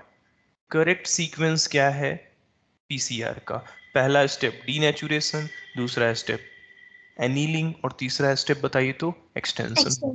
एक्सटेंशन। बस बस बिल्कुल वैसे जैसे ह्यूमन एवोल्यूशन का सीक्वेंस याद रखना है, इसका सीक्वेंस पूछा गया है। एम्स वगैरह भी पूछ चुका है। अब पूछे जाने वाला सवाल है कि 30 साइकिल के बाद कितने कॉपी मिलेंगे। ध्यान रखिएगा ये सब पूछा जाएगा। आप कहिएगा सर कैसे निकाल दिया सर कि कितना कॉपी होगा? तो इसका तरीका है कि आप ऐसे निकालिएगा। तरीका ये है कि अगर आपको निकालना है कि कितना कॉपी बनेगा, तो ऐसे निकलेगा after n number of cycles, after n number of cycle, number of, total लिख लीजिए, total number of copies is equal to 2 to the power n. मान लीजिए एग्जाम्पल में, आपको एग्जाम्पल में जैसे निकालना था कि एन की वैल्यू है, मान लीजिए कि एन का वैल्यू है 30, 30 है, 30 साइकिल है, 30 साइकिल है, तो कॉपीज कितने हो जाएंगे बोलो तो? 1 billion. 2 1 to the billion. Power 30 is equal to 1 billion. और अपना बैठ के निकालते रहिएगा, एनसीईआरटी यही लिखे हुए हैं इसलिए यही पढ़ाए हैं। समझ में आया क्या कैसे निकालना है? Yes sir. बोलो तो। अब आते हैं इधर। यस। कह रहे सर आपने एक बहुत इंपॉर्टेंट बात नहीं बताया है। क्या नहीं बताया? तो सुनिए, यहाँ पे जो डीएनए पॉलीमरेज यूज किया जाता है, कोई साधारण डीएनए पॉलीमरेज यूज नहीं किया जाता है। तुम्हारे सेल में, मेरे सेल में जो डीएनए पॉलीमरेज है उसको नहीं यूज किया जाता है। यहाँ पे एक स्पेशल तरह का डीएनए पॉलीमरेज यूज किया जाता है, और उस डीएनए पॉलीमरेज का नाम है टेक पॉलीमरेज। कहिएगा क्यों सर? आखिर इस टेक पॉलीमरेज को क्यों यूज किया गया? मेरे, तुम्हारे या दूसरे किसी जानवर की डीएनए पॉलीमरेज में क्या दिक्कत है? इस टेक पॉलीमरेज में ऐसा भी क्या है जो हमारे डीएनए पॉलीमरेज में नहीं है? कहता है सुनो, तुम पढ़े हो कि तुम्हारे एंजाइम, इनफैक्ट हर जानवर का एंजाइम हाई टेम्परेचर पे खराब हो जाता है। तभी तो तुमको जब बुखार लगता है तो तुम मर जाते हो। काहे मर जाते हो? क्योंकि तुम्हारी बॉडी के एंजाइम्स खराब होने लगते हैं। 40 डिग्री से 45 डिग्री के ऊपर ले जाइए बॉडी का टेम्परेचर, 37 डिग्री टेम्परेचर है, बढ़ाना शुरू कीजिए बॉडी का इंटरनल टेम्परेचर, एंजाइम्स खराब होने शुरू हो जाएंगे। कह रहे सर तो उसका इससे क्या लेना देना है? मान लीजिए इसमें हम साधारण डीएनए पॉलीमरेज यूज किए हैं, इस फोटोकॉपी मशीन में डीएनए पॉलीमरेज डाल दिए, एक बार साइकिल चला, 2 कॉपी बन गया। फिर अगला साइकिल जैसे ही चलाएंगे, उसी 2 कॉपी को मशीन में ही छोड़ दिए हैं, उससे 4 कॉपी बनेगा अगली बार। तो फिर से मशीन उसको हीट करेगा, तो 4 स्ट्रैंड्स आपको मिलेंगे। लेकिन जैसे ही गर्म करेगा मशीन डीएनए के स्ट्रैंड को, कितने डिग्री सेल्सियस पे गर्म कर रहा है? 94 डिग्री सेल्सियस पे। जो तुम एंजाइम डाले हुए थे डीएनए पॉलीमरेज, तो 40 पे खराब हो जाएगा। फिर से मशीन में तुमको डीएनए पॉलीमरेज डालना होगा। कह रहा सर कॉम्प्लिकेशन ये है, दिक्कत ये है कि अगर हमारा या साधारण डीएनए पॉलीमरेज यूज करेंगे तो हर साइकिल के बाद डीएनए पॉलीमरेज डालना पड़ेगा, और इसका छुटकारा है Taq polymerase. Taq polymerase sir एक आर्की बैक्टीरिया से निकाला गया है। वो आर्की बैक्टीरिया गर्म झील में रहता है, 100 डिग्री सेल्सियस में रहता है, उसकी बॉडी का डीएनए पॉलीमरेज हमारे डीएनए पॉलीमरेज की तरह डीनेचर नहीं करता है, 95 पे भी इफिशिएंटली काम करता है। तो अगर इस मशीन में उसका डीएनए पॉलीमरेज सर डालेंगे तो बार बार हर साइकिल के बाद ऐड नहीं करना पड़ेगा। क्या मेरी बात बिल्कुल अच्छे से समझ में आ रही है? बोलिए तो। Yes, sir. तो क्वेश्चन लिखते हैं, जवाब भी आपके सामने लिखेंगे। कह रहा है वाई स्पेशल, क्यों ये भेदभाव किया गया, जरा जवाब सुनिए। Why special DNA polymerase called Taq polymerase is used in PCR. क्यों यूज किया गया पीसीआर में? आंसर सुनिए। कह रहा है नॉर्मल और ह्यूमन डीएनए पॉलीमरेज गेट्स, क्या हो जाता है, पढ़ाए हैं ना एंजाइम। अच्छा, ये एक्सेप्शन में पढ़ाए होंगे एंजाइम टॉपिक, एंजाइम को अफेक्ट करने वाले फैक्टर्स Yes, में sir. एक्सेप्शन में पढ़ाए होंगे। तुम भूल जाओगे, हम थोड़ी ना भूलने देंगे। और बोले होंगे कि इंतजार करना क्लास 12th का, क्लास 12th में जब पीसीआर पढ़ाएंगे तो स्टैक पॉलीमरेज का डिटेल पढ़ाएंगे। बोले थे ऐसा? Yes sir. Yes, sir. तो भाई जब डिटेल जब पढ़ना होगा तो पढ़ा ही दे रहे हैं। अब जब आप दोबारा बायोमोलिक्यूल रिवीजन कीजिएगा तो आपको पता चल जाएगा कि हाँ अभिनंदन जी आप बोले थे और पढ़ा ही रहे हैं। तो हम लोगों को क्या करना पड़ेगा, हर साइकिल के बाद फिर से डीएनए पॉलीमरेज डालना पड़ेगा। कैरी मुलिस साहब इस बात से बहुत परेशान थे। उन्होंने जब टेक पॉलीमरेज की डिस्कवरी हुई तो बहुत खुश हुए, कहे कि ये तो बहुत बढ़िया डिस्कवरी है भाई, अगर इस एंजाइम को इस मशीन में डाल दिया जाए तो बार बार तो ऐड ही नहीं करना पड़ेगा। और यही चीज तो चाहिए था। लैंग्वेज देखते रहिएगा जो हम लिख रहे हैं, कोई वर्ड नहीं पढ़ पाइएगा तो पूछ लीजिएगा। हालांकि तुम लोग मेरे राइटिंग के साथ क्या हो चुके हो, ट्यून अप हो चुके हो, तो पढ़ ही लोगे, मेरे को पता है।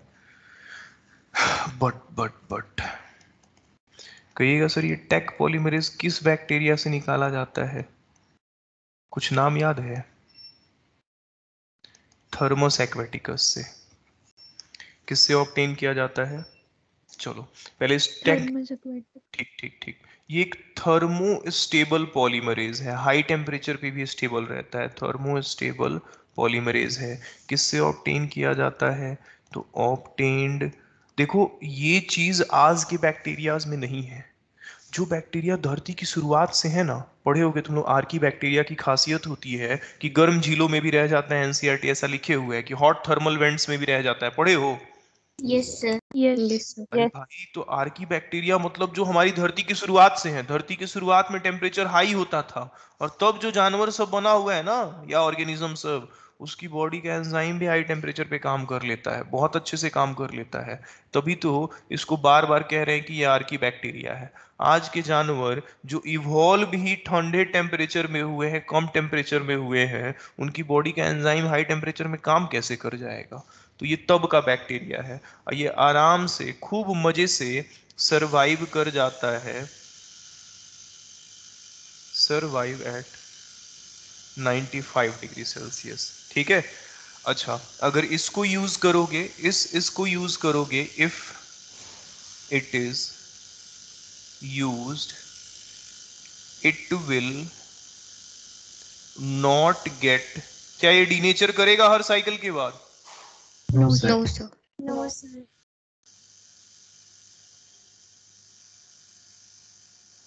Every cycle. ठीक है। तो जो हमारा कॉम्प्लिकेशन था वो दूर कर रहा है टेक पॉलीमरेज। पीसीआर हो चुका है समाप्त, थोड़ा सा बाकी है, चैप्टर भी अपने आखिरी पड़ाव पे है।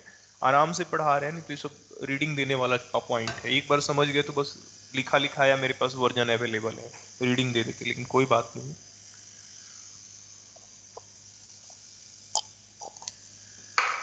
कह रहा सर ठीक है, डीएनए का हम लोग कॉपी क्यों बनवाएंगे?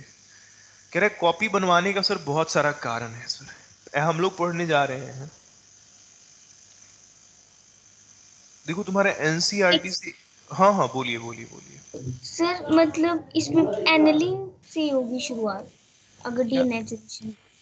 नहीं, सबसे पहले तो दोनों स्ट्रैंड अलग करना होगा ना। तो पलक आपने डीएनए में पढ़ा होगा कि जब भी डीएनए के स्ट्रैंड्स ट्विस्टेड रहते हैं, अगर रेप्लिकेशन होता है तो पहले इस हाइड्रोजन बॉन्ड को तोड़ा जाता है। ऐसा फिगर है आपके एनसीईआरटी में? यस ऐसा है फिगर, ऐसा। और यहीं पे एक एक साइड इस तरह से स्ट्रैंड बन रहा होगा, एक साइड इस तरह से स्ट्रैंड बन रहा होगा, दोनों को अलग किया जा रहा होगा। तो पहले तो हाइड्रोजन बॉन्ड ना तोड़ना पड़ेगा। समझ रही है बात को? यस सर वहां पे हाइड्रोजन बॉन्ड को तोड़ने के लिए एंजाइम आया था सेल में। यहाँ पे एंजाइम नहीं भेजा जाता है, यहाँ हीट कर दिया जाता है, ठीक है? यस क्योंकि अगर एंजाइम डालिएगा तो वो बार बार उसको तोड़ देगा, बनने ही नहीं देगा। जब जब बनेगा तब तब तोड़ देगा। लेकिन अगर टेम्परेचर बढ़ाइएगा तो टूट जाएगा, घटाइएगा तो फिर से जुड़ जाएगा। आ रही है बात समझ में? यस बिल्कुल आप पूछ सकते हो कि सर एंजाइम ही क्यों नहीं डाल दिए हाइड्रोजन बॉन्ड को काटने वाला? कौन सा एंजाइम था हाइड्रोजन बॉन्ड को काटने वाला, बताओ तो तुम्हारे रेप्लिकेशन में? DNA helicase. हेलिकेज था। तो हेलिकेज क्यों नहीं डाले? क्योंकि अगर एक बार हेलिकेज डाल दोगे तो कभी हाइड्रोजन बॉन्ड बनने देगा? जब जब बनेगा तब तब वो काट देगा। वो काम थोड़ी ना करवाना है, बोलो। यस लेकिन अगर हीट करोगे तो अलग, और फिर ठंडा करोगे तो फिर जुड़ भी जाएगा। देखो, पीसीआर का एप्लीकेशन है पैथोजन का पता करने के लिए। मान लो तुमने कोरोना वायरस के जेनेटिक मटेरियल की स्टडी कर ली है, जैसे किया भी है हम लोगों ने, और मेरे को सस्पेक्ट है, मेरे को डर है, लगता है कि मेरे, जैसे मान लो मेरा ब्लड सैंपल लिया गया और मेरे को लग रहा है कि इसमें ये कोरोना वायरस का ही जेनेटिक मटेरियल है, जैसे मेरा डीएनए होगा और किसी पैथोजन का जेनेटिक मटेरियल होगा, लेकिन पकड़ में नहीं आ रहा है कि किस पैथोजन का है, तो उसका फोटोकॉपी करवा लीजिए। जब ज्यादा कॉपी में मिलेगा तो स्टडी करना आसान होगा, आसानी से आप बता दीजिएगा कि कौन सा पैथोजन है। मान लो तुमको लग रहा है कि तुम्हारे डीएनए में म्यूटेशन हुआ है, लेकिन तुम ठीक से पढ़ नहीं पा रहे हो, स्टडी उसकी नहीं कर पा रहे हो, ठीक से समझ नहीं पा रहे हो, तो उसकी फोटोकॉपी करवा लो। फोटोकॉपी करवा लोगे, आसानी से स्टडी कर पाओगे। मान लो कोई सस्पेक्ट है और उसका जेनेटिक मटेरियल मिला हुआ है, लेकिन उसकी कॉपीज बहुत कम है और मिलाने में दिक्कत हो रही है, तो उसका खूब सारा फोटोकॉपी करा लो डीएनए फिंगरप्रिंटिंग में। मान लो तुम मिट्टी की खुदाई कर रहे हो और एक बहुत पुराना फॉसिल मिला, और उस फॉसिल में कोई जेनेटिक मटेरियल मिला और तुम इसकी स्टडी करना चाहते हो, उसकी फोटोकॉपी करा लो। और यही चीज क्या कहलाता है बोलो तो? पैलेंटोलॉजी कहलाता है कि नहीं कहलाता है? यस। और detection of specific micro organism, किसी खास तरह के माइक्रो ऑर्गेनिज्म। कुछ नहीं है भाई, तुम फोटोकॉपी करवाओगे, काहे के लिए फोटोकॉपी करवाओगे? ताकि आसानी से उसके बारे में समझ सको चीजों को, ठीक है? अरे बोलो। Yes sir. अच्छा, अभी तो तुम क्या किए हो, डीएनए को काटे थे। इससे पहले वाले स्टेप में डीएनए को काटे थे। अब काट काट के डीएनए को अलग कर लिए थे, उसका फोटोकॉपी करवा लिए थे। मान लो इंसुलिन का जीन था, उसका खूब सारा फोटोकॉपी करा लिए। उधर प्लाज्मिड को काटे हुए हो, अब दोनों को जोड़ना पड़ेगा। अगला स्टेप है लाइगेशन। और लाइगेशन आप ऑलरेडी पढ़ चुके हैं कि नहीं पढ़ चुके हैं? Yes sir. हम लोग पढ़ने जा रहे हैं ligation of DNA fragment into vector, नहीं पढ़ने जा रहे हैं। Already explained. कौन से एंजाइम का यूज करते हो लाइगेट करने के लिए? डीएनए लाइकेज। किस बॉन्ड को जोड़ता है? फॉस्फोडाइज बहुत, जिसको काटोगे उसी को ना जोड़ोगे, तो इसीलिए हाइड्रोजन बॉन्ड पे नहीं जाना। हाइड्रोजन बॉन्ड खुद ब खुद जुड़ जाता है ऑप्टिमम कंडीशन में। ये नहीं कि बस हाइड्रोजन बॉन्ड जुड़वा रहे हैं, कंफ्यूज कर गए, कई बार बताए हैं। अगला है कि सर जब हम लोग रिकॉम्बिनेंट डीएनए बना लेंगे, अब बन गया रिकॉम्बिनेंट डीएनए, जोड़ दिए, इसको होस्ट में भेजना। होस्ट में भेजना इतना आसान नहीं है जितना आसान आप पढ़ रहे थे। आइए अब आपको पढ़ाते हैं insertion of rDNA into host cell. ठीक है, तुम्हारा सिलेबस संडे को खत्म हो जाएगा, क्योंकि अब ये चैप्टर अपने आखिरी पड़ाव पे पहुंच चुका है। इधर आओ। कह रहे sir insertion of rDNA into host cell बड़ा ही कमाल का टॉपिक है, इंटरेस्टिंग टॉपिक है, पढ़ाना बाकी है। अच्छा ये तो बताओ, मैंने ये बताया है या नहीं बताया है? एक सेकेंड रुक जाओ, एक सेकेंड रुक जाओ।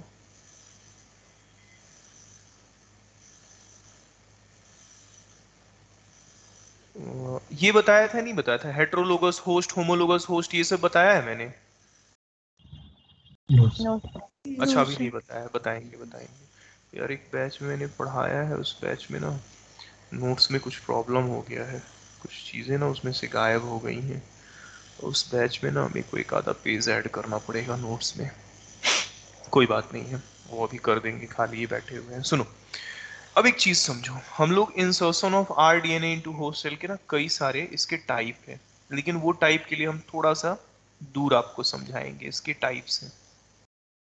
टाइम कितना बचा हुआ है? 15 minute. Yes. Sir, 18 minutes. 18 minutes. ठीक है, कोई बात नहीं। Just 16 minutes.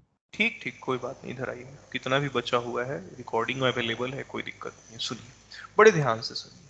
कह रहा है सर, इधर देखो सर, बड़े ध्यान से सुनिए। ये है हमारा बैक्टीरिया, मान लीजिए बैक्टीरिया है, ठीक है, बैक्टीरिया है, ध्यान दीजिएगा, ठीक।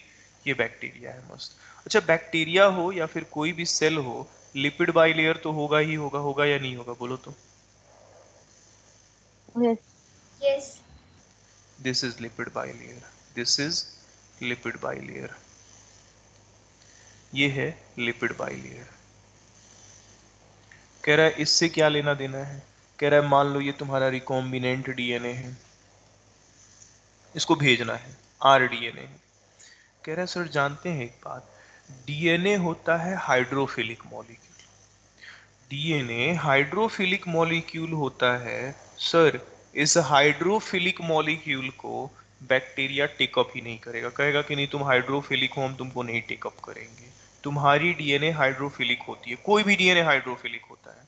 अब कह रहा है भाई बड़ा गजब हो गया, अगर बैक्टीरिया इसको लेने से मना कर दे रिकॉम्बिनेंट डीएनए को, तो बैक्टीरिया ट्रांसफॉर्म नहीं करेगा, नहीं ट्रांसफॉर्म करेगा तो एक्सप्रेशन कैसे होगा? सारा मेहनत पे पानी फिर गया।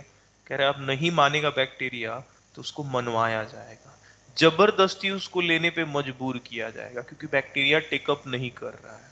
इस चीज को कहते हैं कि बैक्टीरिया ने रिजेक्ट कर दिया डीएनए को लेने से, तो उसको मजबूर किया जाता है, एनसीईआरटी कह रहा है, उसको कॉम्पिटेंट बनाया जाता है, जबरदस्ती भेजा जाता है। देखिए बैक्टीरिया के साथ जबरदस्ती कैसे किया जाता है।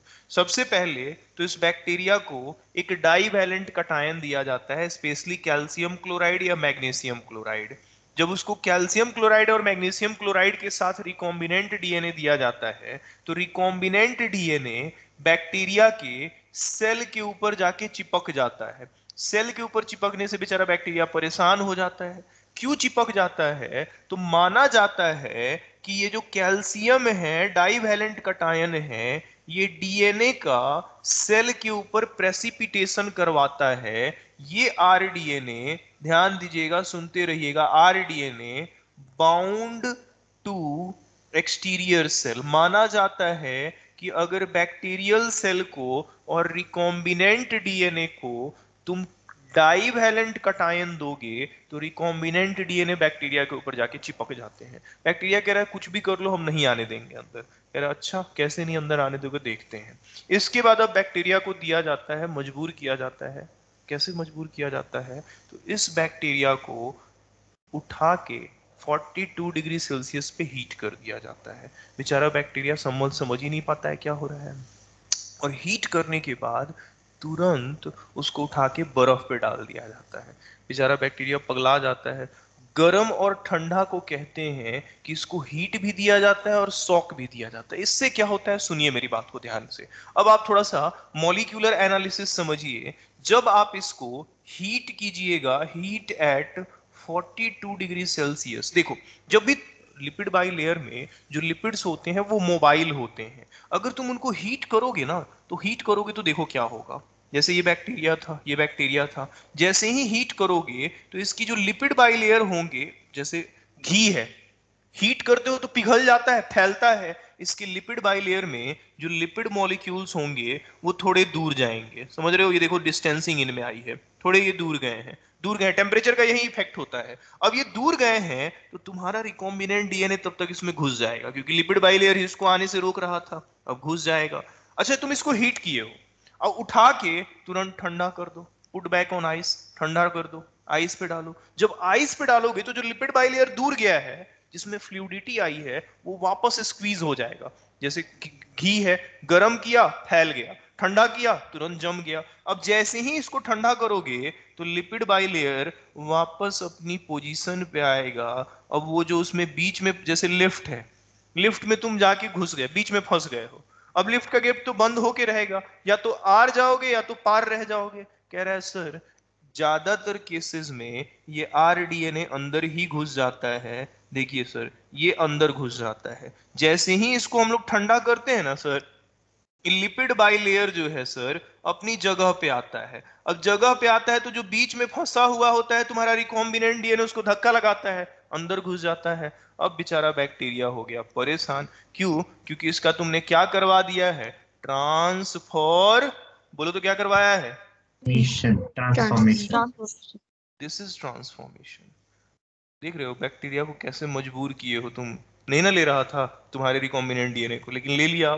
क्या किया हमने इसमें, हीट एंड शॉक में, इसी को कहते हैं heat and shock method, followed by putting back on ice. सब लैंग्वेज के फॉर्म में लिख देते हैं। इस टेक्निक को क्या कहते हैं, हीट शॉक ट्रीटमेंट मेथड। पूरा समझ में आया डिटेल में, बोलो तो। Yes sir. Yes sir. अब आते हैं ना, इसकी कुछ कहानी एनसीईआरटी लिखे हुए है। अब एक काम करते हैं, हम उतना कहानी लिखेंगे ना तो लिखते रह जाएंगे। रुको, मेरे पास कॉपी पेस्ट मैकेनिज्म है, उठाते हैं, नहीं कॉपी नहीं करेंगे यार, फिर वो लिखते रह जाएंगे। चलो लिख ही देते हैं, फिर उधर से उठा के लाने में यहाँ दिक्कत होगा। सिंस, देखते रहो तुम लोग, डीएनए इज ये लिखने में ही बहुत टाइम लग जाता है, हाइड्रोफिलिक। आपका सिलेबस कल अगला चैप्टर शुरू हो जाएगा, क्योंकि ये चैप्टर अब बस 10 मिनट का बचा हुआ है, 10 मिनट का गिन के बचा हुआ है, और उसके बाद अगला चैप्टर शुरू हो जाएगा, और संडे को सुबह में पढ़ा देंगे तो हो जाएगा आपका खत्म।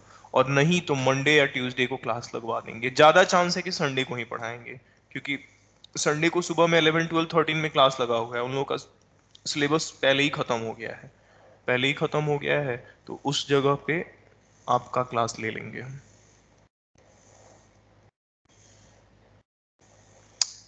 लैंग्वेज पढ़ते रहिए जो हम लिख रहे हैं।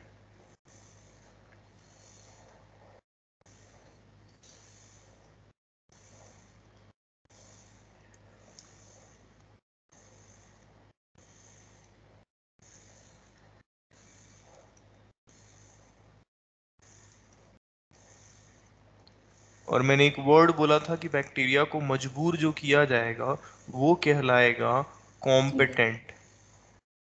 कॉम्पिटेंट वर्ड, इनफैक्ट ये पूरी लाइन ही आपकी एनसीईआरटी की है, टू टेक अप डीएनए। अब ट्रांसफॉर्मेशन में आपने क्या किया, मैं वो लिख देता हूँ। What we did in transformation, क्या किया ट्रांसफॉर्मेशन में। थोड़ा सा इस ट्रांसफॉर्मेशन को ऊपर शिफ्ट करते हैं, जगह हमारे पास है, ऊपर शिफ्ट कर लेते हैं, कोई दिक्कत नहीं है। टाइप,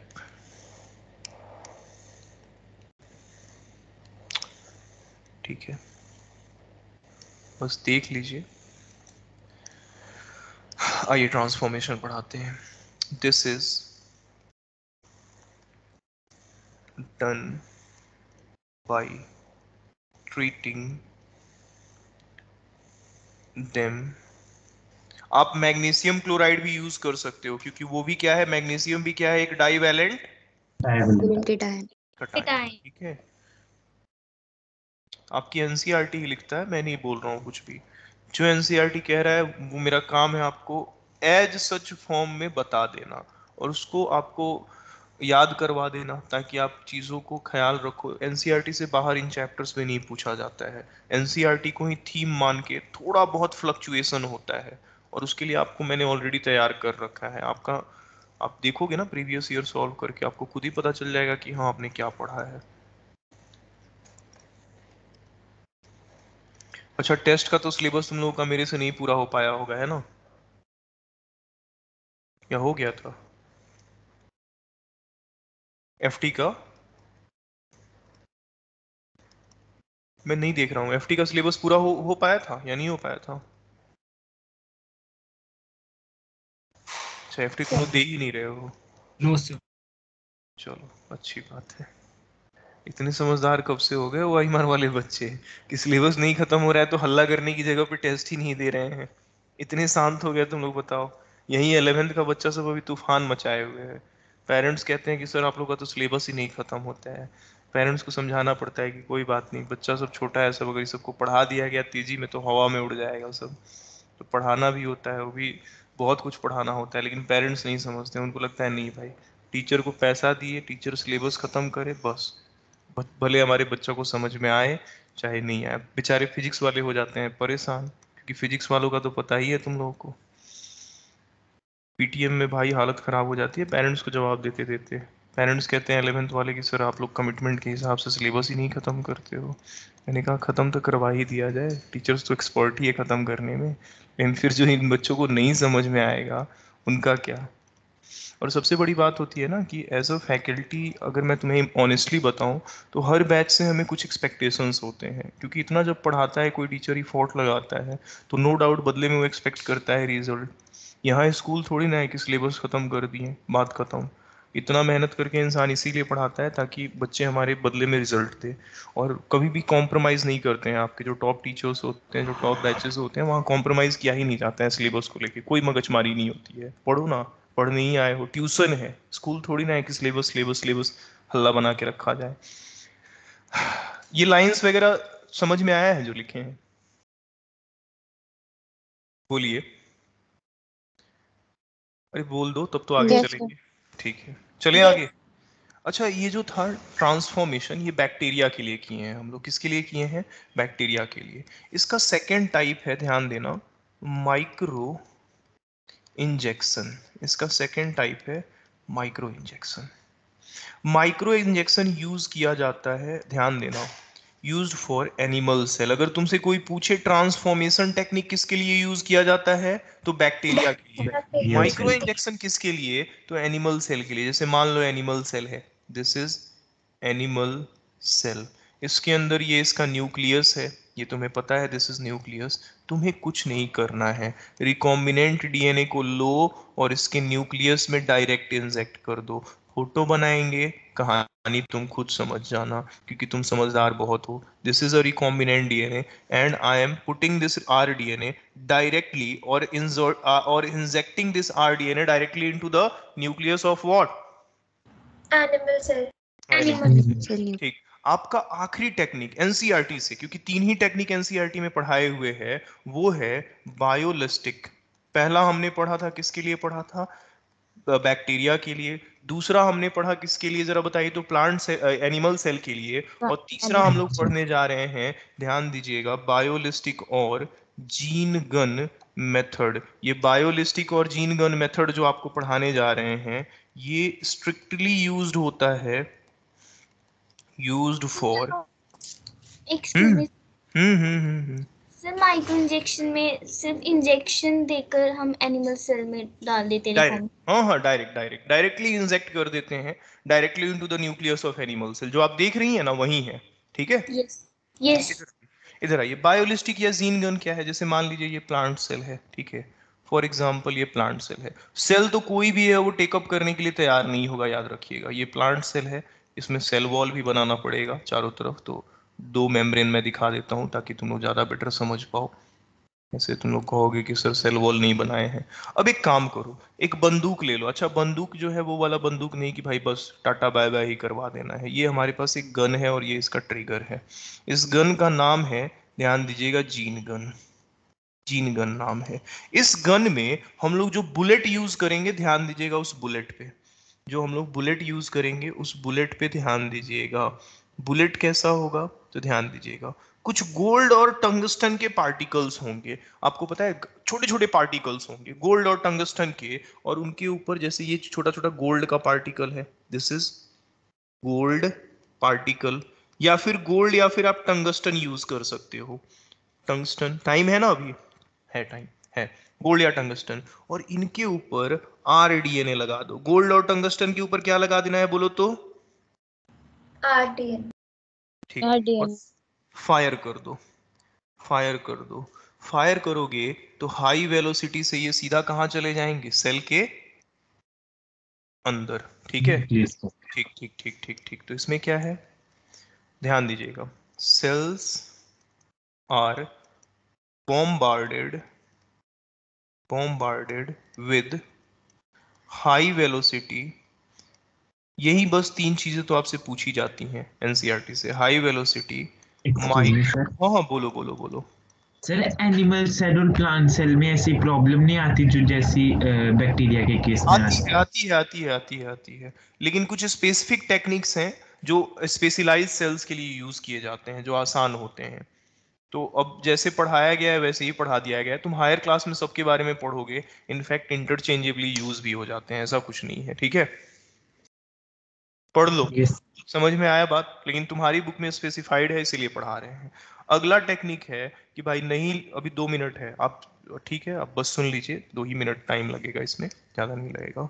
अगला जो टेक्निक है उसमें है कि भाई जब कोई नहीं माने तो उसको बिजली का झटका दे दो, इलेक्ट्रोपोरेशन। एनसीईआरटी में नहीं है इलेक्ट्रोपोरेशन, सुन लीजिए, एनसीईआरटी में नहीं है, सुन के अच्छा लगेगा। इलेक्ट्रोपोरेशन क्या है? छोटे छोटे बिजली के झटके दिए जाते हैं, लेकिन उनकी स्ट्रेंथ ज्यादा होती है, इसलिए सेल्स में छेद बन जाता है और उसी छेद से आरडीएनए घुस जाता है। तो शॉर्ट इलेक्ट्रिकल इम्पल्सेस, छोटे छोटे बिजली के झटके, इम्पल्सेस ऑफ हाई फील्ड, बस 1 मिनट और जाइएगा नहीं, मन करेगा तो आप जा भी सकते हैं, रिकॉर्डिंग है। High field strength are given, लेकिन फिर रिकॉर्डिंग क्यों सुनने आओगे? विच क्या करेगा? छोटे छोटे बिजली के झटके, ऐसा नहीं कि भाई सेल को मार ही देना है, बिजली का झटका होगा, छोटा इंपल्स होगा, स्ट्रेंथ उसकी ज्यादा होगी, जिसकी वजह से which create microscopic pores, microscopic pores increasing permeability of rDNA. अच्छा, बस 1 मिनट है, पूरा टाइम हम ले लेते हैं। आप ये टेक्निक पहले से पढ़ के आए हैं। कुछ चीजें ऐसी हैं जो सीधा इन्फेक्ट करती हैं प्लांट सेल को और एनिमल सेल को, उनको हम लोग डिसआर्म्ड पैथोजन कहते हैं, जिसका हथियार छीन चुके होते हैं। रेट्रोवायरस इस लिस्ट में आ जाता है, और एग्रोबैक्टीरियम आ जाता है। पढ़े हैं एग्रोबैक्टीरियम, ट्यूमिफेसियंस और रेट्रोवायरस, बोलिए तो। Yes sir. Yes, sir. ये तो सीधा तुम्हारे रिकॉम्बिनेंट डीएनए को बिना किसी ताम झाम के इन्फेक्शन करके पहुंचा देते हैं। रेट्रोवायरस तुम जानते हो किसके लिए यूज होता है? एनिमल सेल के लिए। और अगर मैं इसकी बात करूं एग्रोबैक्टीरियम की, वो किसके लिए यूज होता है? Plant cell. बस एक छोटा सा और पॉइंट है, अभी बस 1 मिनट में और लूंगा, उसके बाद छोड़ दूंगा क्योंकि इंटरकनेक्टेड टॉपिक है। एक टर्म है हेट्रोलोगस होस्ट, सुन लो अच्छा लगेगा। हेट्रोलोगस होस्ट जैसे देखो, मान लो तुम्हारी बॉडी में इंसुलिन का जीन है, अगर मैं तुम ही से ले रहा हूं ना इंसुलिन, जानवर से ही ले रहा हूं, तो होमोलोगस होस्ट हो। लेकिन तुम्हारे इंसुलिन की जीन को नॉन ओरिजिनल होस्ट यानी बैक्टीरिया से लूं, तो वो कहलाएगा हेट्रोलोगस होस्ट, और वहां से जो प्रोटीन मिलेगा बैक्टीरिया से वो रिकॉम्बिनेंट प्रोटीन कहलाएगा। तो अगर किसी जीन की एक्सप्रेशन नॉन ओरिजिनल होस्ट में हो रही है तो वो होस्ट होमोलोगस होस्ट है या हेट्रोलोगस होस्ट है? Heterologous. और उससे मिलने वाला प्रोटीन क्या कहलाएगा? Recombinant protein. एनसीईआरटी का बहुत खूबसूरत टॉपिक है, क्वेश्चन पूछा जाएगा, आप जा सकते हैं, इसी चीज को हम लिख देंगे, नोट्स में अपलोड कर देंगे, बात खत्म। अगले क्लास में ये चैप्टर 5 मिनट में खत्म हो जाएगा। कल है आपका अगला क्लास, आप लोग जा सकते हैं। Thank you, good evening. Good evening, sir. Thank you sir, good evening sir. Good evening. ठीक ठीक, good evening all of you.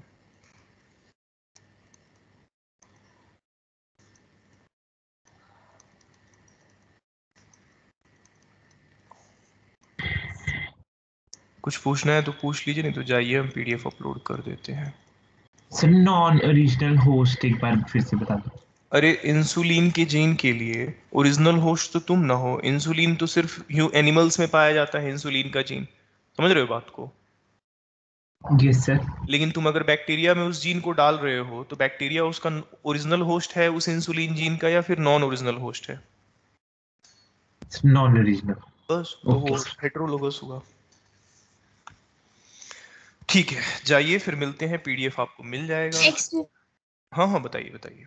Sir मतलब जो बैक्टीरिया जिसमें रिकॉम्बिनेंट डीएनए होगा वो हेट्रोलोगस होस्ट होगा। बिल्कुल बिल्कुल बिल्कुल हेट्रोलोगस होस्ट होगा। अरे देखो, एनिमल के जीन का बैक्टीरिया में डाल रहे हो तो वो तो एनिमल उसका ओरिजिनल होस्ट है, बैक्टीरिया वो ओरिजिनल होस्ट थोड़ी ना है। यस बस, और उससे मिलने वाला प्रोटीन रिकॉम्बिनेंट प्रोटीन कहलाएगा। Thank you sir, good evening. ठीक, थैंक यू। चलिए thank you sir, good evening sir. ठीक ठीक Thank you, sir. Good evening. ठीक ठीक।